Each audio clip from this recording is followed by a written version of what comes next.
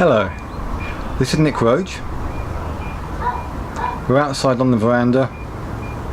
Nice evening, but we do get the sounds. Traffic somewhere away, dogs, all sorts of noises, so excuse that. Hopefully it won't be too distracting for you. And of course we get the birds and the wildlife as well. I'm going to say a few words about something which has recently begun to interest me, and that is the subject of the soul, and particularly, let's call it soul realization. Funnily, it's what I've been talking about all along, but I've just never used or come across the word the soul before, not really. Heard it bandied about over the years, read it referred to in texts, but I paid no attention to it at all. It just almost didn't exist.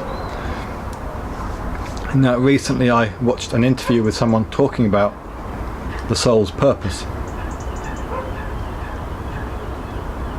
and the soul's journey, and it occurred to me to wonder what these people are referring to when they talk about the soul. Because to me, as you might know, there are two aspects. There's the pure being behind it all, and there's the emotion that arises within that, the attachment to experience and being separate. That's it. So which, if either, is the soul, or where does the soul come into it? Excuse the dog. Is the soul something else they introduce which I know nothing about? Well, that didn't seem to make sense to me. So what is it? I suspected the soul was actually, sorry, they're getting quite loud over there, aren't they? I hope this is okay. I suspected the soul is actually a label given to the pure being and the emotion as one entity. But I didn't know, so I did a bit of reading. And this is loosely, in looking through a few things, what I have found so far. In Eastern traditions, Hinduism and Buddhism, we have the label Brahman and the label Atman. Now, Buddhism and Hinduism, as I read, disagree slightly on what Atman is, but when I read the summaries of how they see it, how they disagree, to me there's no real disagreement there. But then I'm seeing it from the perspective of being in that state, and I can see both. I'm quite comfortable with both descriptions. But to the people trying to understand them, they sound different. But Brahman is the pure being, the intellect, God, the essence of source behind everything, formless, infinite. And Atman is when that pure being comes into a body, into physical form. And Atman is translated into the words self, big S, what some refer to as the higher self, the pure being, and the soul.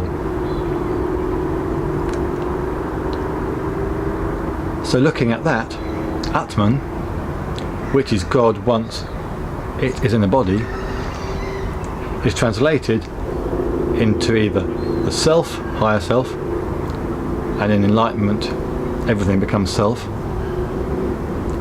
or the soul. Now it's generally accepted that Atman and Brahman are not two, they're the one thing. As I read it briefly, where they differ is that whereas Hinduism says that Atman, the self-soul, is separate in that it's got a body from Brahman, the infinite, source. The Buddhists disagree, say there is no separation, there's no separate self or soul, and as I read it they say there is no self, there is no soul. So Atman is just Brahman in a body, but it's still the same thing.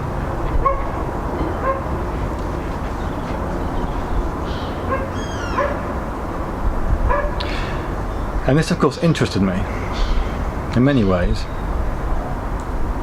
It's not contrary in any way to my own views, just a slightly different perspective.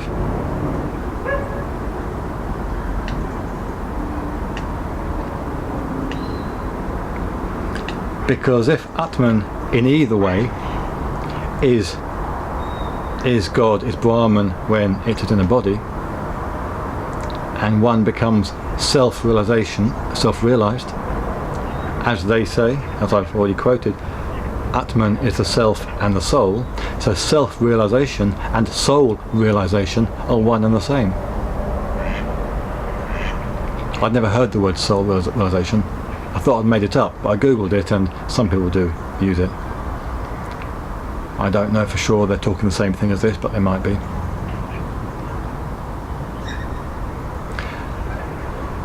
So we have, when one becomes God realized, self-realized, enlightened, liberated, awake, when everything is self, one has united with their self, the one being, which is God, which is Brahman, which is also the soul. So the soul is not something else, not something new, not some other new idea we're introducing. All it is literally is God in the body, experiencing itself in a body,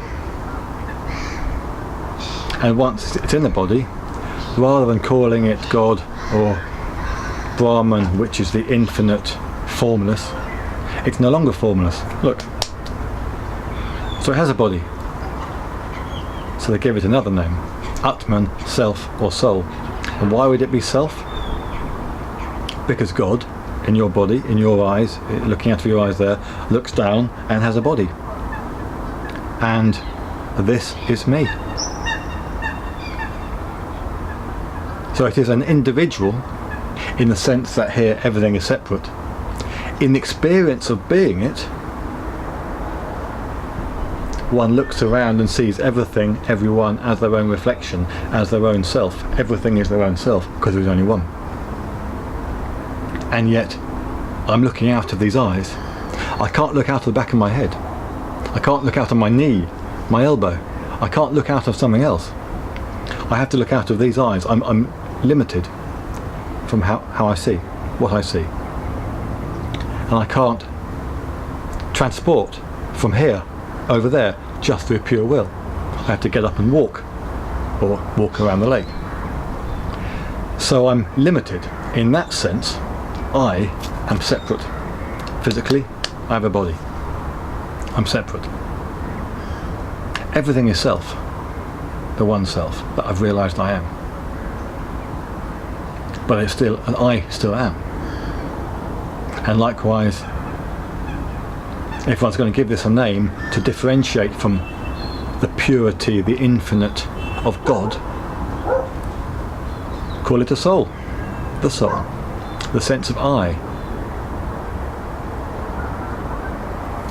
And again, when I read some of the summaries, and Atman is said to be the original, the origin, the first principle of being separate. And again, that fits. So all the soul is, in its basic, most simple principle, is the I. Some call that the ego. Just fine too.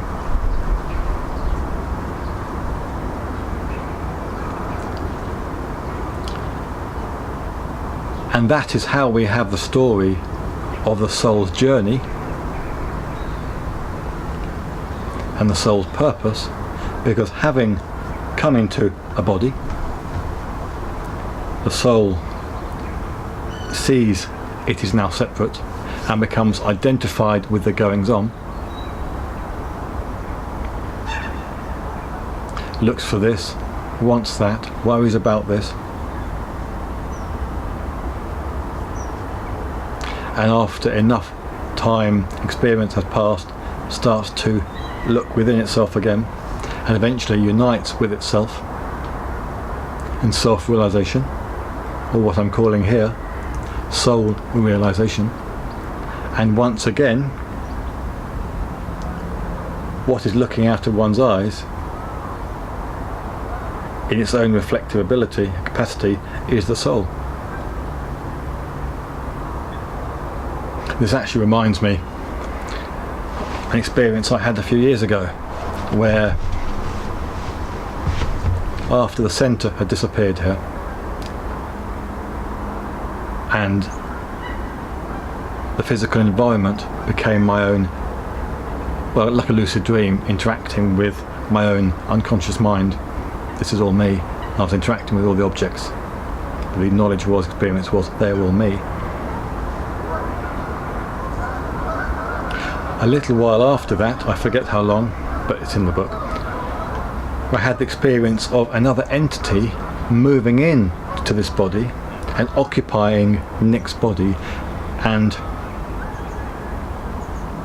but containing or adopting all of Nick's memories. Whatever that was, the experience was something that moved in and took over. And yet it was still me.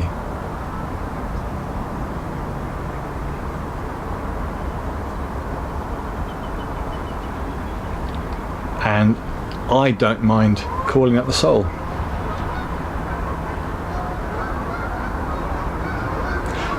Going back to my usual way of explaining it, the emotion, enough of the emotional attachment had stepped aside, and the little small emotional self, the ego, has surrendered and given up, and the being stepped forward. But using this new soul analogy perspective, the original I was able to move into the space and fill the space, because enough of the attachment to being separate had given up, had been exorcised, and what remained was I, which is the original state. The original once one is in a body. The original before that was, of course, no body and formless, but we know that.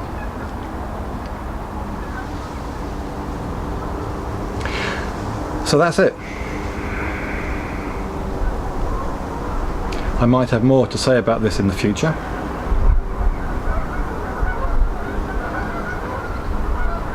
As is the way, the knowledge and experiences are always moving on.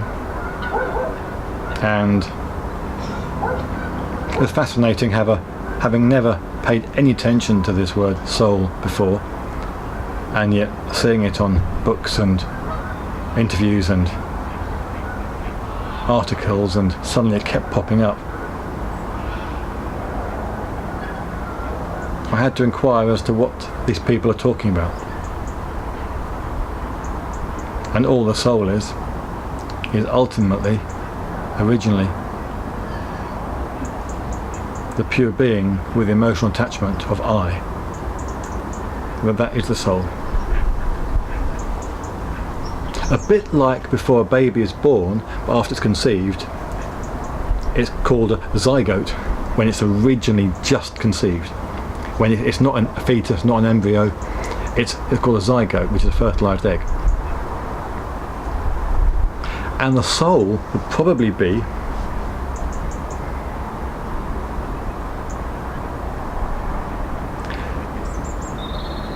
the exact mirror of the physical baby body, the fertilised egg being a zygote. And I actually quite like this analogy. It's just come to me as I'm talking about this. So bear with me. Of course, the baby the unborn baby child in the womb starts to develop and grow, growing in life experience, even just lying there, time passes and it gets bigger and bigger, growing and growing, and eventually it's time to go into the world, and it carries on.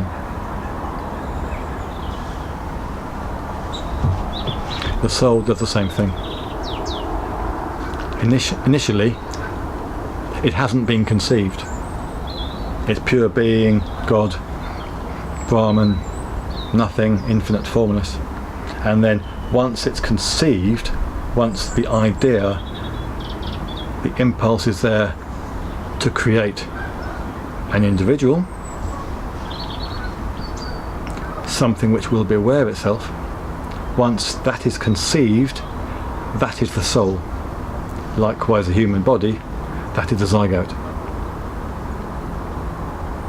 And the human body grows as the soul grows in experience. Life experience gets more and more unhappy and scared and worried. All the emotions come up, the difficulties, the pain, the suffering over all the lifetimes. Of course, in the physical body, the body, ashes to ashes, dust to dust, the body eventually gets old. If it doesn't die before that, it gets old and crumbles, ashes, and is gone. What happens with the soul? Eventually it starts its return journey back through its own emotion, own unhappiness, to become conscious again, to undo all the emotional baggage it's carrying, and eventually it's back as just being the idea of itself.